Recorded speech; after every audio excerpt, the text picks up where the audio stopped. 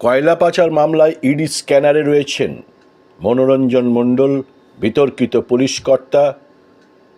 একবার সাসপেন্ড হয়েছিলেন, পরে তাকে স্পেশাল ব্রাঞ্চে রাখা হয়, পরে কয়েকদিন আগে তাকে বুদবুদ থানায় নিয়ে আসা হয়। বাড়িতে তল্লাশি চালানোর পরে তাকে কলকাতার সিজিও কমপ্লেক্সে ডেকে পাঠানো হয়েছে। শেষ পর্যন্ত আসানসোল দুর্গাপুর পুলিশ কমিশনারেটের বুদবুদ থানার ওসি পদ থেকে সরানো হলো বা অপসারিত হলেন মনোরঞ্জন মণ্ডল। তাকে ফিরিয়ে আনা হয়েছে আসানসোল দুর্গাপুর পুলিশ কমিশনারেটের এসবি বা স্পেশাল ব্রাঞ্চে।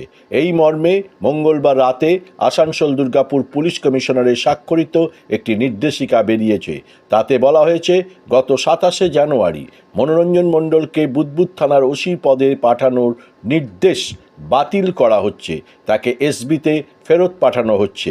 এদিন রাতে হওয়া এই নির্দেশিকায় সব মিলিয়ে 22 জন এসআই ও এএসআইকে বিভিন্ন থানা ও ফাঁড়ি থেকে বদলি করা হয়েছে। উল্লেখ করা যেতে পারে, গত 3রা ফেব্রুয়ারি দুর্গাপুরে ওসি মনোরঞ্জন মণ্ডলের বাড়িতে অভিযান চালায় কেন্দ্রীয় এজেন্সি এনফোর্সমেন্ট ডিরেক্টরেট বা ইডি।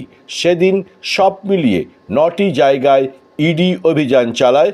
কলকাতায় হওয়া নতুন একটা কয়লা পাচার মামলায় ইডির এই অভিযান চলে।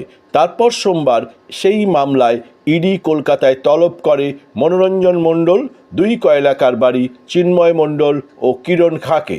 তদন্তে সহযোগিতা না করায় সোমবার রাতে গ্রেপ্তার হয়েছে চিন্ময় মণ্ডল ও কিরণ খাঁ। মঙ্গলবার এই দুজনকে গত 18 ফেব্রুয়ারি পর্যন্ত ইডি হেফাজত পেয়েছে।